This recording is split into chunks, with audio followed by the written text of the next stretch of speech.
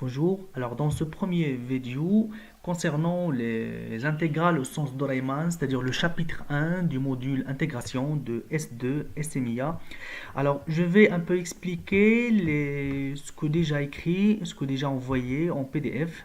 Alors ça concerne les intégrales au sens de Riemann. Alors le plan, alors concernant le plan de ce chapitre, alors on a choisi de le diviser en deux parties. L'étude des fonctions en escalier, on va voir la définition et les propriétés par la suite. Et on sait les fonctions continues par morceau. On va voir que les fonctions en escalier, ce sont des cas particuliers des fonctions continues par morceau. Mais vu la simplicité des fonctions en escalier, on a commencé par O en premier.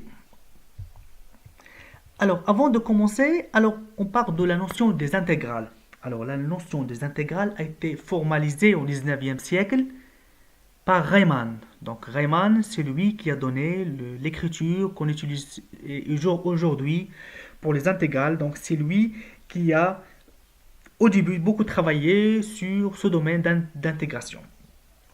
Alors, et s'est intéressé en particulier à une fonction sur un segment AB. Donc, il s'est intéressé au début sur un segment AB. Et là, on considère une fonction f et on a le domaine ou bien sur le segment AB. Donc, l'idée, il a essayé ou bien essayé d'approcher l'air sous cette courbe. Donc, l'air, alors cet air-là, on va essayer de le calculer. Alors, on va approcher l'air sous le graphe par des airs S- et des airs S+. Donc, il a utilisé les rectangles, une famille de rectangles. Par exemple, ici, S-, c'est une famille de rectangles au-dessous de la courbe. Et pour S+, c'est en haut ou bien au-dessus de la courbe étudiée sur le domaine AB. Alors, et une fonction est intégrable au sens de Riemann sur un segment AB si alors la différence de S- et S+ tend vers 0, c'est-à-dire quand on augmente le pas de subdivision. Vous remarquez ici, c'est une subdivision 1, 2, 3, 4, 5, 6, 6 subdivisions. On peut augmenter le pas de subdivision. Alors dès qu'on augmente le pas de subdivision, alors cet air au-dessous de la courbe, alors ça doit être trop près, alors plus près de cet air au-dessus de la courbe. C'est ce qu'on appelle, c'est ce qu'on veut dire par une fonction intégrable au sens de Riemann quand la différence de S- et de S+ tend vers 0 quand on augmente le pas de subdivision. Alors, ça c'est une introduction, mais dans notre cours, on va s'intéresser à une classe plus simple. Bon, à titre académique pour comprendre la notion d'intégration plus claire, d'une manière claire, on va utiliser ce qu'on appelle les fonctions continues par morceau.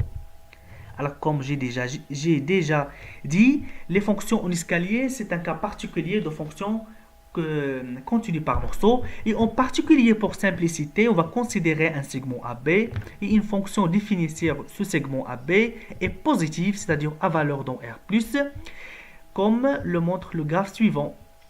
D'accord? Alors, et notre objectif, calculer cet R. Lorsqu'on dit, bon, pratiquement calculer cet R, ça veut dire, on va donner vers la fin de ce chapitre les différentes techniques pour calculer les intégrales ou bien les calculs des primitives. Et aussi, quelles sont les conditions imposées sur f pour que notre intégrale soit bien définie. Voilà, en gros, c'est ça les questions qu'on va répondre durant ce chapitre. Alors, mais on va commencer d'abord par ce qu'on appelle les fonctions en escalier. Alors, quand on parle des fonctions en escalier, on va parler automatiquement de ce qu'on appelle subdivision.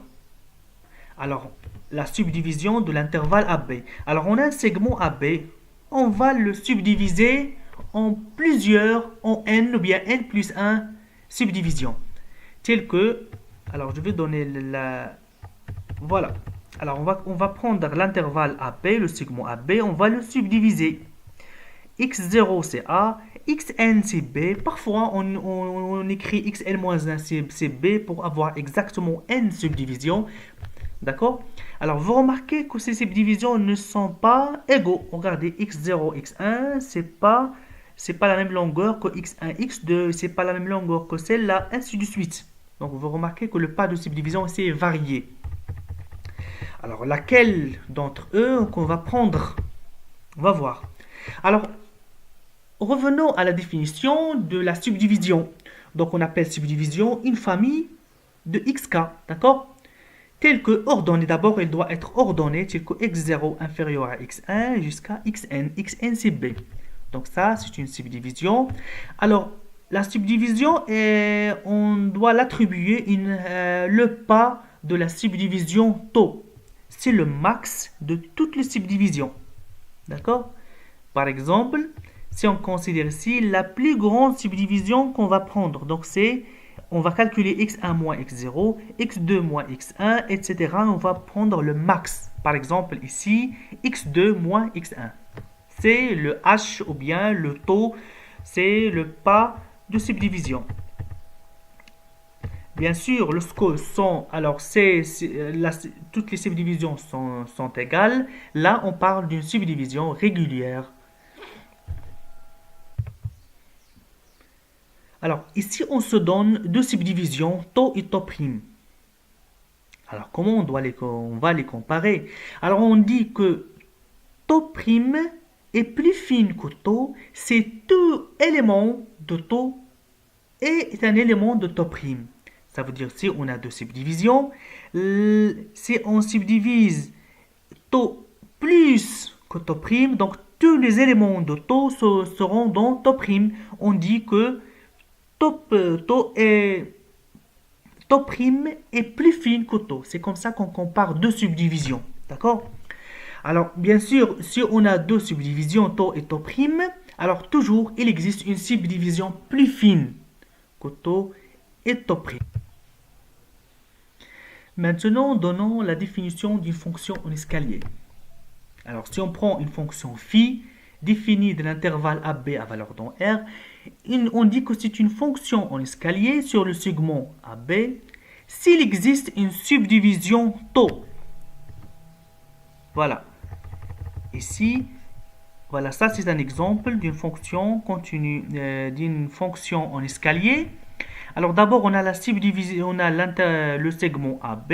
Alors ce segment est subdivisé en n subdivision, bon, plus précis, n plus 1, parce que de x0 jusqu'à xn, donc n plus 1 subdivision, on peut faire ici xn moins 1.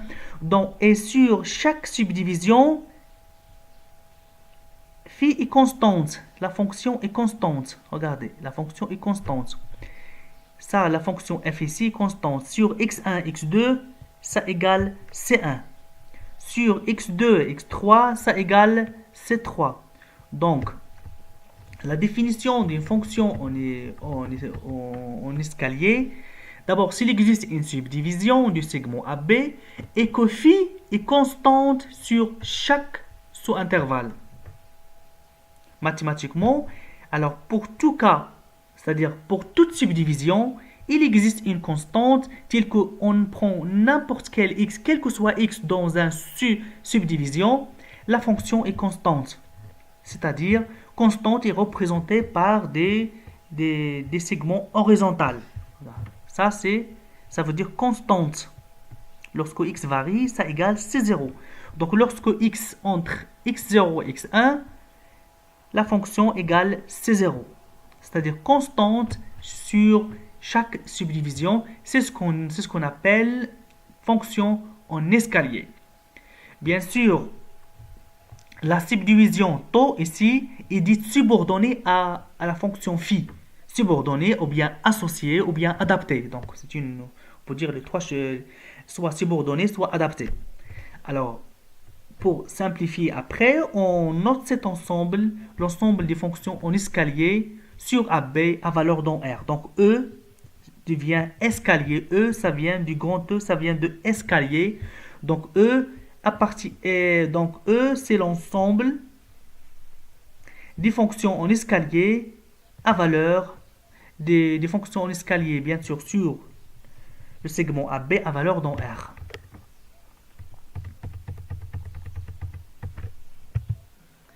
Alors maintenant, si taux est une subdivision subordonnée à phi, c'est-à-dire la fonction phi, elle a une subdivision. Pour parler d'une fonction en escalier, on doit avoir une subdivision. Alors taux, si taux est une subdivision de phi, alors toute subdivision plus fine et encore, elle est subordonnée ou bien adaptée à phi. Donc n'importe quelle subdivision plus fine, c'est-à-dire on subdivise de plus taux, donc toujours la subdivision reste adaptée à phi. Et la plus simple cas d'une fonction escalier, c'est la fonction constante. Donc si on prend un intervalle AB, la fonction la subdivision c'est AB, donc la fonction est constante tout au long de l'intervalle AB, elle est constante, donc c'est une fonction en escalier. La première propriété qu'on va donner, c'est que toute fonction en escalier est bornée sur l'intervalle AB. Alors, si on considère une fonction phi en escalier, elle est bornée sur AB. D'abord, pour démontrer ce résultat, alors on a fait une fonction en escalier. Alors, quand on parle d'une fonction en escalier, on parle automatiquement d'une subdivision taux, c'est-à-dire une subdivision ordonnée x0 inférieur à x1 jusqu'à xn qui est égal à b. C'est une subdivision associée ou bien subordonnée. Alors, on va utiliser la définition d'une fonction en escalier, c'est-à-dire quel que soit k dans l'intervalle 0 n-1, alors on a pris n-1 pour avoir exactement n subdivisions. Il existe une constante, quel que soit x appartient à la sous-subdivision, la fonction est constante. Ça, c'est la définition. Ça, c'est la définition d'une fonction en escalier. D'accord? Alors, on va prendre... Alors, sur x1, x2, c'est 1, ainsi de suite. Donc, constante sur chaque sous-intervalle. On va prendre le m, c'est le max de ces constantes. Bon, elle reste le problème là où les points de subdivision, phi de x0, phi de x1. On va prendre le m, c'est le max de m. D'accord? Et de phi de x0, etc. jusqu'à phi de xn en valeur absolue. Comme ça, on est sûr que quel que soit x dans l'intervalle AB, phi de x est inférieur à m, qui veut dire que toute fonction en escalier est bornée sur l'intervalle AB. Et ça, c'est un premier résultat de notre cours.